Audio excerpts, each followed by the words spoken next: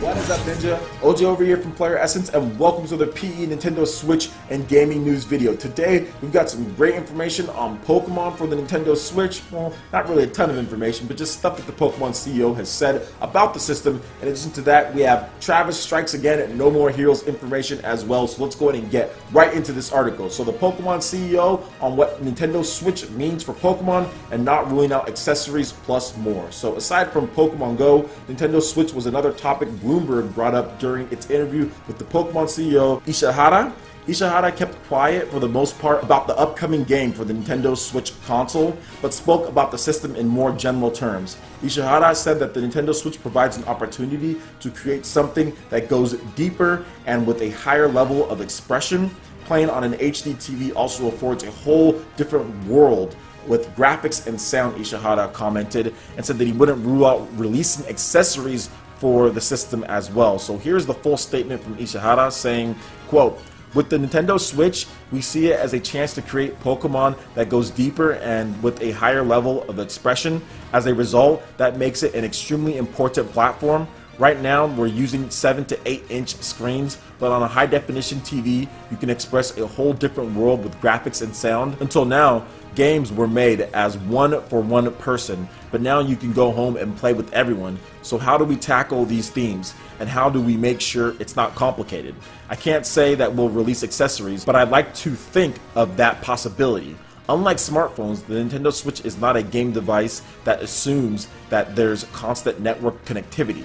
So from our perspective, it's really not that different from DS or 3DS in terms of connectivity. So this is very interesting coming from the CEO of the Pokemon company. He also let it slip out that he told Nintendo that he thought the Nintendo Switch wasn't going to be successful just because he didn't think that people wanted to lug around a Nintendo Switch in addition to just a normal like smartphone or tablet or anything like that. Obviously, he said that he was wrong about that, but not to overestimate basically what's going to happen as far as the sales and the success so far. So he's being cautiously optimistic about it, but I think that he should have a little bit more confidence personally, just because like Pokemon has always been a huge system seller. So if there's Pokemon on there, the chances of it doing extremely well shoot up by 100%, I would say, or by 50 at the minimum. So it's interesting that he did say that, but maybe at that time they weren't going to put a Pokemon game on there, so maybe they didn't have the concept of what the Nintendo Switch was or enough of it for him to say like, okay, one way or another. But it is interesting that he did say that. Now moving on to what he did say here as far as what Pokemon on the Nintendo Switch can do, absolutely. With an HD system like the Nintendo Switch, with Joy-Cons, with all different types of ways to play this one around when it comes to on the go, you can do everything that you could do on the DS as far as what you did there outside of the dual screens. You can do that, and then you can even do more with the capabilities of the Nintendo Switch. Having an HD system, you can show way more facial expressions on Pokemon's faces. You have way more power to actually do like the quad battles, or what were they called? The group battles and all that. Those really lagged on the Nintendo 3DS. Now you can probably do those no problem on the Nintendo Switch and not skip a beat. Heck, you can probably bump that up even to 60 frames per second and have some slick, nice HD graphics across the board, especially for the art style that Pokemon goes for, the cel-shaded type of look, simplistic in terms of polygons. They can totally bring that over beautifully on the Nintendo Switch and have plenty of power to spare when it comes to things, in addition to retexturing and remodeling a lot of their stuff and built an amazing looking Pokemon game. Even if you look at the Pokemon games on the Nintendo 3DS, going from Pokemon X and Y to Pokemon Sun and Moon, those graphics actually drastically improved.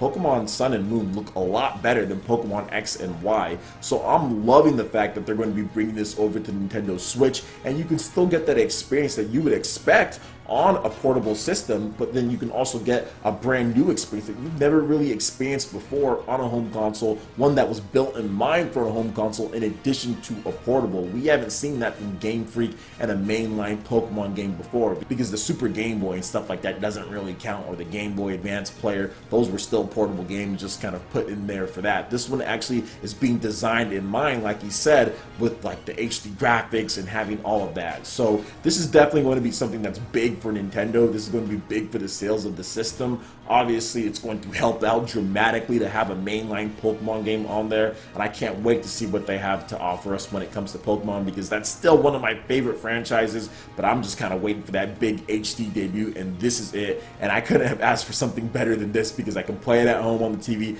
addition to playing it on the go. So awesome stuff there. Let me know what you guys think about Pokemon coming to Nintendo Switch and what you're most excited for in the comment section below. Alright, and moving on to some Travis Strikes Again No More Heroes news. So this game, Travis Strikes Again No More Heroes, isn't necessarily No More Heroes 3, but if this game does succeed, Suda51 wants to make No More Heroes 3. So this is coming from an interview with Video Game Choo Choo. And here was the question first posed to Suda. How exactly does this tie into No More Heroes 2? Obviously, a lot of time has passed and Travis's situation has changed a lot. But you just said it's not quite a direct sequel. Will Travis Strikes Again address what's been going on with Travis since the events of No More Heroes 2, or will this be more of a self-contained story?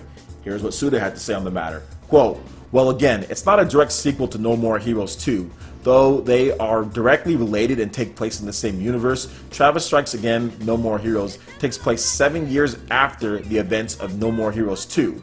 As you've probably noticed, it's Travis Strikes Again No More Heroes. So No More Heroes is more of a subtitle. There's not a number on it. This isn't a direct sequel, and it's not No More Heroes 3, but it does address some of the things that happened in No More Heroes 1 and 2.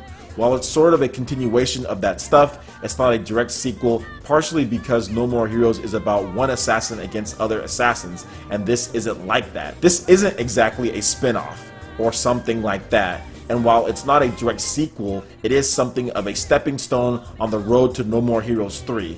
So the way I'd like people to think of this game is like the beginning of a new battle for Travis, a new series within the series. So then they also asked him this question saying, so then there are intentions to a follow-up with a numbered sequel to this then?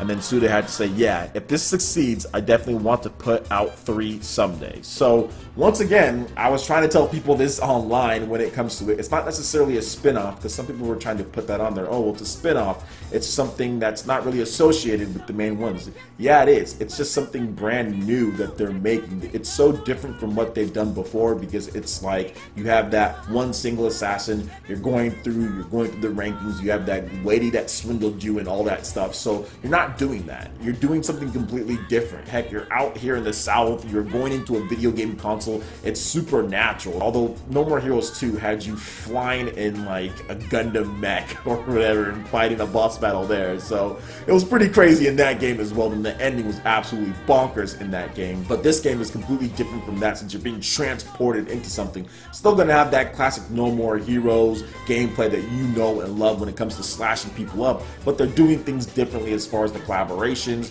as far as what they're trying to build, how you beat the bosses, how you're going through. It's not a ranking or numbered system. So that's why I can see that there's not a No More Heroes 3. But if this one is successful, maybe we get back to that formula. And I don't know which one's better at this point. I love No More Heroes 1 and 2, but those aren't necessarily the greatest games in the world when it comes to, you know, story or when it comes to gameplay. It was just fun slash 'em up games that I played on the Wii. So if this one can take the franchise in a new direction with the modern tech that it's using, with the improvements, the game engines that it's using, the improvements in developments of Suda and his team over the course of the 10 years since No More Heroes 1 launched, I definitely think that this game is going to be successful. Obviously, a lot of people are covering it, a lot of people are happy about it, and I think just with the Nintendo Switch being the system that it is, it's going to do better in Japan, because No More Heroes did not do well in Japan at all. So it's automatically going to do better in Japan, and on top of that, you're going to have HD visuals for the first time. You're going to have better tech with the Joy-Con controllers,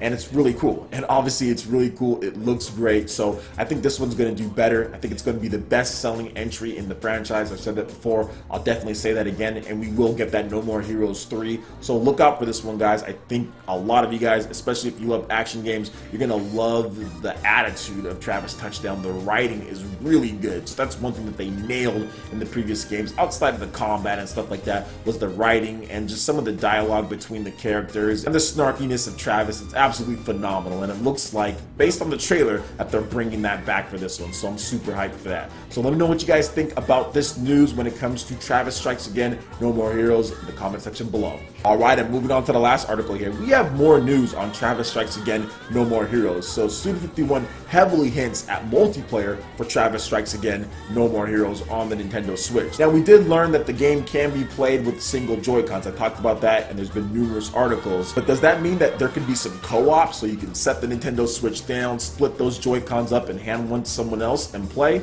Well, here's what Suda had to say on the matter. As far as what's going to happen with the other Joy-Con, at this point, technically, it's still a secret. We're going to be releasing information at some point in the future, but as you can see, there are two main characters, so draw your own conclusions if you want. So that's pretty much a confirmation at this point, because you do have the bad man and you also have Travis Touchdown, and then there's two main characters. You split the Joy-Con, so it does look like there's going to be some multiplayer in there, and I'm pretty sure you're going to be able to use multiple controllers or use pro controllers as well, so don't get too worried about that, guys. But yo, multiplayer as far as co-op goes for No More Heroes, that would be absolutely phenomenal. I would love that to happen, just because No More Heroes is a really fun slash 'em up game, and playing it with someone else right there would even be better to share the experience. But yeah, man, that actually looks really cool. Suda also did say that having single Joy-Con play might be able to get Travis into Smash Brothers, because that's been a goal for him for a long time now, to put Travis in Smash Brothers,